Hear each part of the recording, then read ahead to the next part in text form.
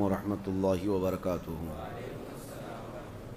الحمد للہ وکفا وسلام علی حبیبہ المصطفیٰ اما بعد فاعوذ باللہ من الشیطان الرجیم بسم اللہ الرحمن الرحیم ان اللہ وملائکتہ یصلون علی النبی یا ایہا الذین آمنوا صلوا علیہ وسلموا تسلیما اللہم صل علی سیدنا محمد معدن الجود والکرم وآلہ واصحابہ الکرام وابنہ الکریم وبارک وسلم صلاة دائمة سرمدا ابدا۔ نبوت کا 10واں سال 11واں سال گزرا، اس کے بعد 13واں سال تھا جب نبی پاک صلی اللہ علیہ وسلم کے دست حق پرست پر مدینے کے 70 سے زیادہ صحابہ ایمان لا چکے تھے اور مکہ والوں کی تکلیفیں بہت بڑھ چکی تھیں۔ اسی اثنا میں ایک مرتبہ کا سفر بھی حضور اکرم صلی اللہ علیہ وسلم نے فرمایا، تبلیغ کا سفر جو مشہور ہے۔ اللہ کے حبیب صلی اللہ علیہ وسلم نے جب دیکھا کہ مکہ والے اذیت پر آمادہ ہیں اور جلد قبول کرنے والوں میں سے نہیں ہیں، تو آپ نے یہ ارادہ فرمایا کہ مکہ سے نکل کر کے طائف شہر جاتے ہیں۔ طائف شہر میں مالدار لوگ بھی بہت سارے تھے، اہل عقل بھی تھے، ان کے اسلام لانے سے فائدہ بھی ہوتا کہ اثر و رسوخ والے تھے۔ حضور پاک صلی اللہ تعالیٰ علیہ وسلم نے یہ ارادہ فرما کر طائف کا سفر کیا۔ تو طائف جب گئے، میرے آقا صلی اللہ علیہ وسلم آپ کے ساتھ آپ کے منہ بولے بیٹے حضرت زید بن حارثہ رضی اللہ تعالیٰ عنہ ساتھ میں تھے۔ یہ شروع اسلام لانے والوں میں ہیں حضرت زید، بالکل ابتدا میں جو لوگ ایمان لائے ان میں حضرت زید بن حارثہ۔ تو نبی پاک صلی اللہ تعالیٰ علیہ وسلم شہر طائف پہنچ کر وہاں کے جو بڑے لوگ تھے ان کے پاس گئے، جو اثردار لوگ تھے ان کے پاس نبی پاک صلی اللہ علیہ وسلم نے اسلام کی دعوت رکھی، انہیں سمجھایا۔ تو جو بیٹھے تھے ایک محفل میں وہ سب مذاق اڑا کر اٹھ گئے۔ دوسری جگہ نبی پاک صلی اللہ علیہ وسلم تشریف لے گئے، وہاں پر بھی یہی حال ہوا، ان میں سے ایک بھی جو ہے آپ کی دعوت کی طرف آنے کو تیار نہ ہوا۔ اتنے پر اگر بس ہوتا تو ٹھیک، لیکن ان ظالموں نے نبی پاک صلی اللہ علیہ وسلم کا مذاق اڑاتے اڑاتے نوجوانوں میں یہ بات مشہور کر دی کہ ہمارے شہر میں نعوذ باللہ من ذالک مجنون، پاگل، اس طرح کے الفاظ کہہ کر کے ایسا شخص آیا ہے جو ہمیں ہمارے پرانے دین سے ہٹانا چاہتا ہے۔ تو محلے کے اوباش لڑکے سب باہر آئے اور حضور پاک صلی اللہ علیہ وسلم جہاں راستے سے چلتے آپ کے آگے پیچھے وہ شور مچاتے اور آپ کو اذیتیں دیتے، یہاں تک کہ حضور پاک صلی اللہ علیہ وسلم پر انہوں نے پتھر مارنے شروع کیے اور اس کے بعد نوکیلے چیزیں پھینکنا شروع کی ہے۔ حضور پر ان لوگوں نے اس قدر پتھر بازیاں کی تھی کہ اللہ کے حبیب صلی اللہ علیہ وسلم کی پیشانی پوری خون آلود تھی۔ اور حضرت زید بن حارثہ یہ خود روایت کرتے ہیں، کبھی وہ آگے آ کر، کبھی پیچھے آ کر، کبھی دائیں کبھی بائیں حضور کے اطراف آتے اور ان پتھروں کو اپنے اوپر لینے کی کوشش کرتے کہ نبی پاک صلی اللہ علیہ وسلم پر نہ آئے، لیکن وہ کہتے میں اس کام میں ناکام رہا، میں جتنا بچاؤ کی کوشش کرتا کہ نبی پاک پر کوئی پتھر نہ آئے، مجھ پر گرے ہیں سب پتھر۔ اس کے باوجود اللہ کے حبیب صلی اللہ علیہ وسلم اتنے زخمی ہوئے ہیں کہ حضرت زید بن حارثہ کہتے ہیں کہ خون رستے رستے آپ کی پنڈلیوں سے، آپ کی چپلوں پہ، آپ کے نالین پاک میں اتنا جم گیا تھا کہ خون خشک ہو گیا، اور ان اوباشوں سے، بدماشوں سے پیچھا چھڑا کر حضور پاک صلی اللہ تعالیٰ علیہ وسلم دن بھر کے تھکے ہوئے تھے۔ ایک تو مکہ سے طائف 100 کلومیٹر کا سفر ہے، 100 کلومیٹر کا سفر کا مطلب اس زمانے میں 3 دن لگ جاتے جانے میں، یہ اتنا طویل سفر کر کے پہنچے ہیں اور ان لوگوں نے یہ ضیافت کی، اس طرح سے سامنا کیا۔ اس کے بعد پھر حضرت زید بن حارثہ کہتے ہیں کہ ہمیں نہ کھانے کو کوئی چیز ملی تھی نہ پینے کو۔ وہاں پر ایک انگور کا باغیچہ تھا، عتبہ اور شیبہ جو کافر تھے، مکہ کے ہی رہنے والے، حضور پاک صلی اللہ علیہ وسلم کو اچھی طرح سے جانتے تھے۔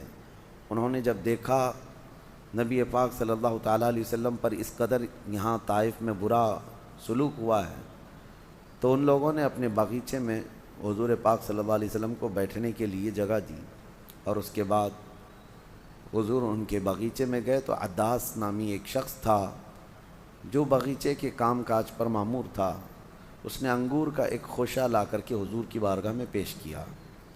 حضور پاک صلی اللہ تعالیٰ علیہ وسلم نے اس شخص سے پوچھا کہ تم کہاں کے رہنے والے ہو؟ تو اس نے کہا میں نینوا کا رہنے والا ہوں۔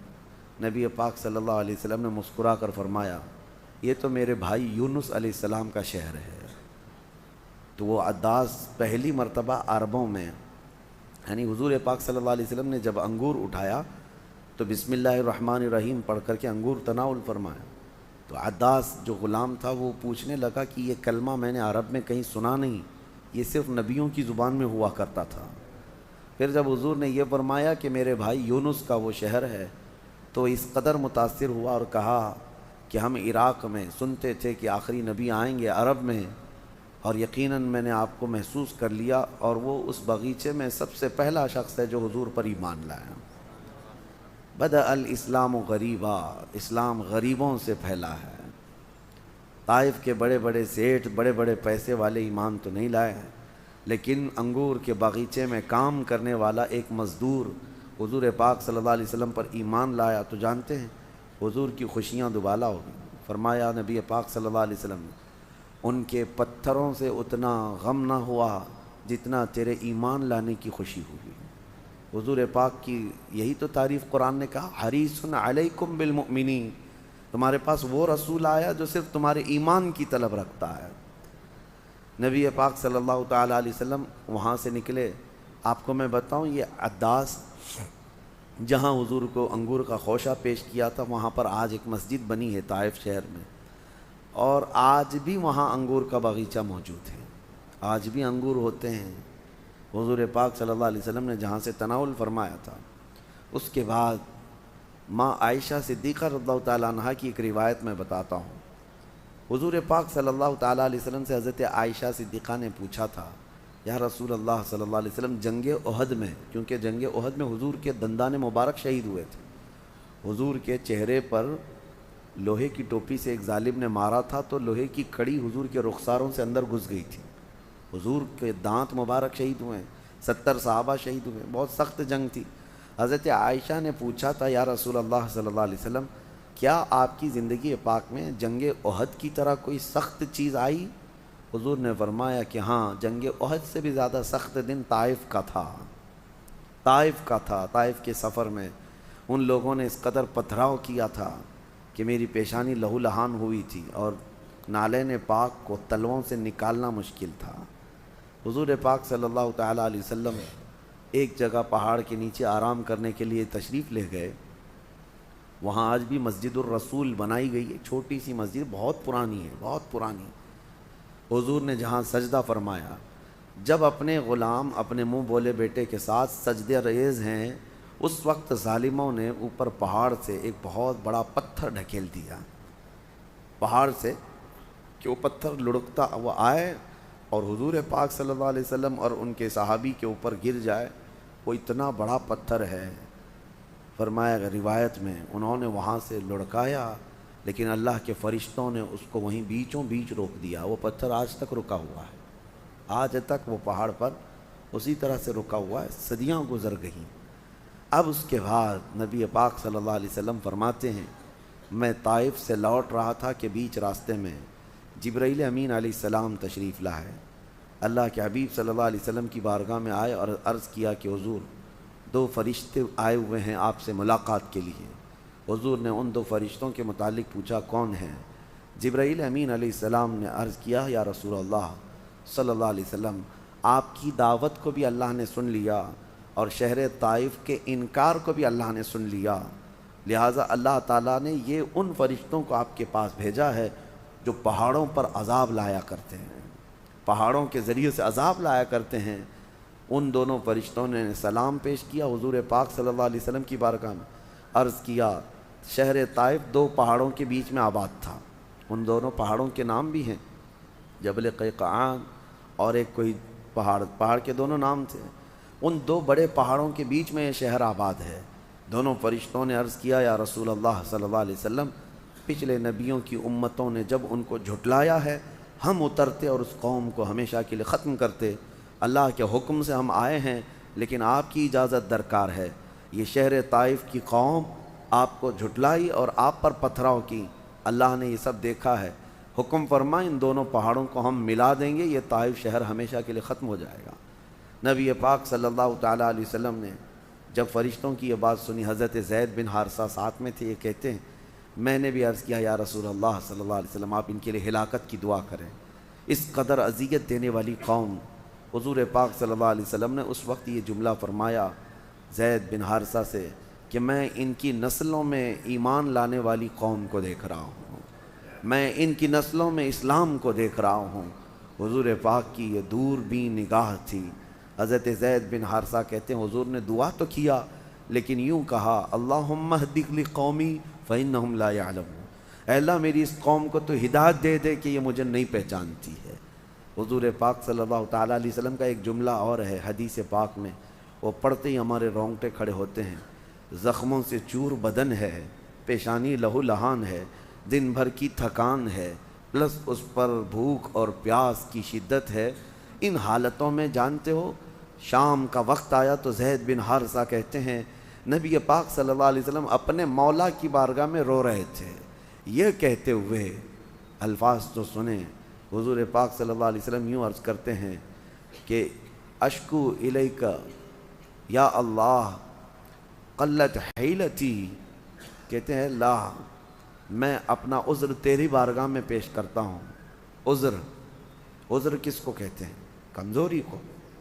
عرض کرتے ہیں میں ان پر غالب نہ آ سکا، میں ان کو دین نہ پہنچا سکا، اور ان لوگوں نے جو کچھ بھی میرے ساتھ کیا، اے اللہ اگر تو غضبناک نہیں ہے، تو ناراض نہیں ہے تو مجھے ان چیزوں کی پرواہ نہیں ہے۔ اے اللہ اگر تو مجھ سے راضی ہے تو ان کی تکالیف کی مجھے کوئی پرواہ نہیں۔ یہ نہیں کہ مولا ان کافروں کو چن چن کر کے تو ہلاک کر دے، بلکہ اس وقت بھی اپنے رحمان سے یہ التجا کہ اے اللہ میرے اس تبلیغ سے اگر تو ناراض نہیں ہے تو پھر ان کی تکلیف سے مجھے کوئی پرواہ نہیں ہے۔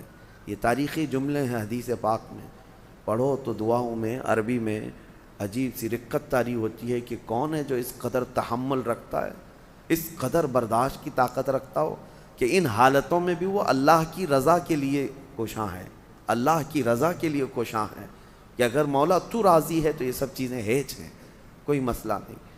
حضور پاک صلی اللہ تعالیٰ علیہ وسلم واپس مکہ تشریف لائے، اور اس کے بعد پھر وہ ہجرت کے دن قریب آئے۔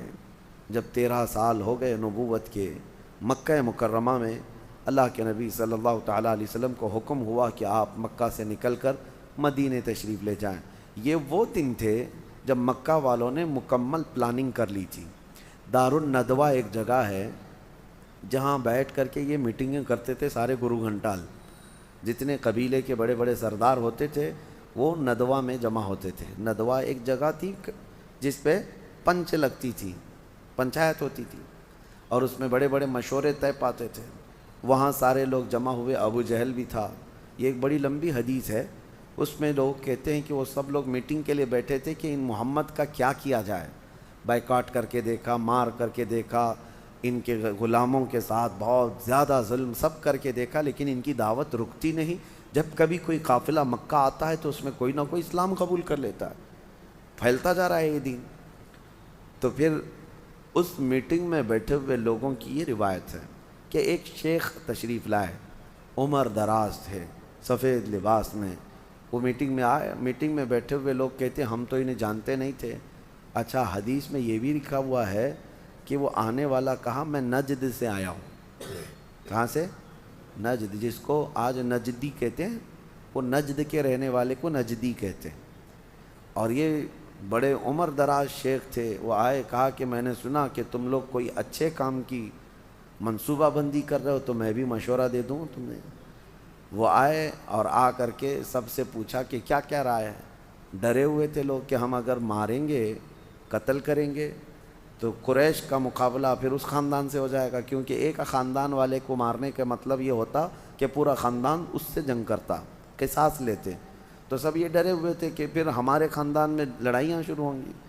تو آئے ہوئے شیخ، نجدی شیخ نے مشورہ یہ دیا ایک کام کرو کہ ہر خاندان کا ایک ایک آدمی آگے آئے، اور ہر ایک آدمی ایک ایک تلوار لے کر کھڑا رہے، اور سارے لوگ مل کر کے جب ماریں گے تو قریش جو ہے ہر خاندان سے تو بدلہ نہیں لے سکتی، خاندان قریش ہر ایک سے تھوڑی نا جنگ کر سکتا ہے، تو لہٰذا ایک خاندان اگر جا کر مارے گا تو جنگ ہونے کے اندیشے ہیں سارے لوگ. تو سب لوگ کہتے ہیں کیا مشورہ تھا، بہترین مشورہ تھا. اور ہم سب لوگوں نے اتفاق کیا کہ مکہ میں جتنے آباد قبیلے ہیں ہر ایک قبیلے کا ایک ایک آدمی رات کو محمد صلی اللہ علیہ وسلم کے گھر جائے گا اور ہر ایک اپنی تلوار سے انہیں مارے گا، تاکہ قصاص بدلہ لینے کے لیے قریش کے پاس کوئی چارہ نہ رہے.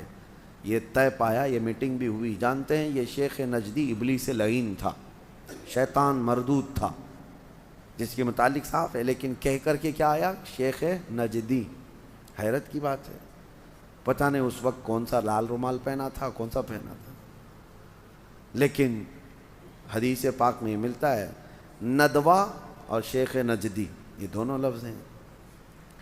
پلان کے مطابق منصوبہ کے اعتبار سے وہ لوگ رات کے وقت ہر قبیلے کا، ہر خاندان کا ایک ایک نوجوان حضور پاک صلی اللہ علیہ وسلم کے گھر کے اطراف جمع ہو گئے. آج کی رات انہیں قتل کرنے کا پورا پلان تھا. حضور پاک صلی اللہ تعالیٰ علیہ وسلم کو اللہ نے خبر دے دی کہ باہر آپ کے قتل کے منصوبے بن چکے ہیں. اس وقت نبی پاک صلی اللہ علیہ وسلم اپنے گھر میں حضرت علی کرم اللہ وجہہ الکریم کے ساتھ تنہا تھے.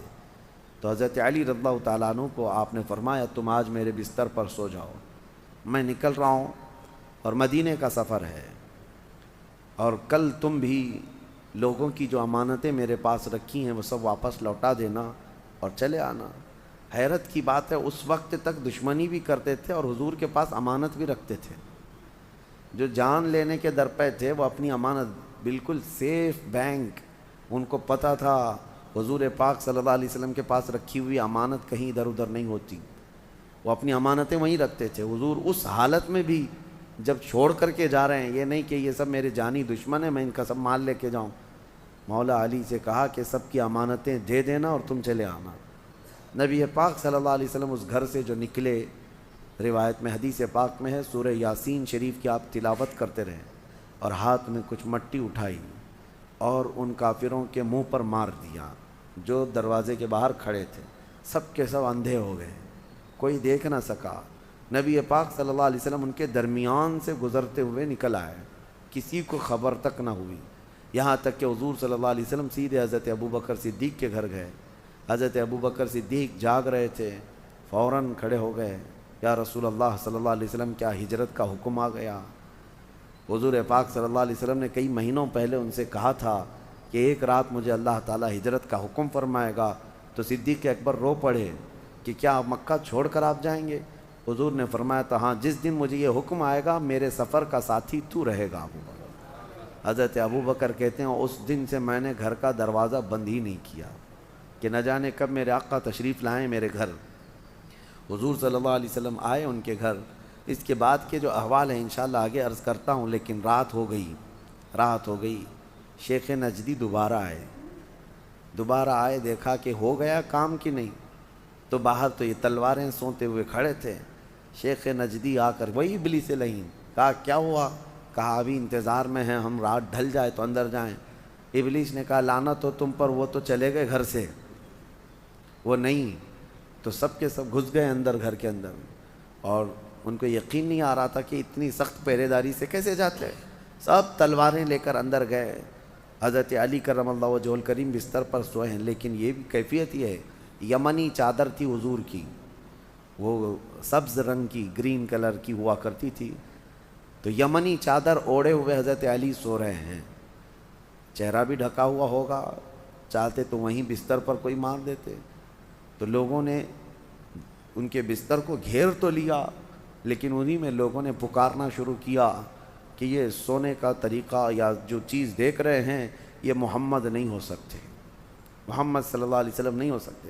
پھر جب حضرت علی رضی اللہ تعالیٰ عنہ اٹھ کر بیٹھے تو سب ہیبت ناک ہو کر واپس نکل آئے کہ ہم جن کے قتل کے لیے آئے تھے وہ نہیں تھے. مولا علی کرم اللہ وجہہ الکریم کتنے آرام سے میرے آقا کا بستر سنبھالے ہوئے ہیں، تلواریں جہاں سوتے ہوئے لوگ کھڑے ہیں. حضرت علی فرماتے ہیں مجھے ایسی نیند زندگی میں آئی نہیں کبھی، اس لیے کہ میرے آقا نے فرمایا تھا کہ صبح لوگوں کی امانتیں دے کر آ جانا. مجھے یقین تھا صبح میری ہونا ہے، صبح میری ہونا ہے. ان کے تلواروں سے یا ان کے نشانوں سے کوئی خوف نہیں تھا. اس کے بعد جو ہجرت کا سفر ہوا مدینہ طیبہ کا، انشاءاللہ العزیز اس کو آگے کے سلسلے میں عرض کرتا ہوں۔ اللہ کریم میرے آقا صلی اللہ علیہ وسلم کی سچی پکی عقیدت و محبت ہم سب کو نصیب فرما۔ وآخر دعوانا ان الحمد للہ رب العالمین۔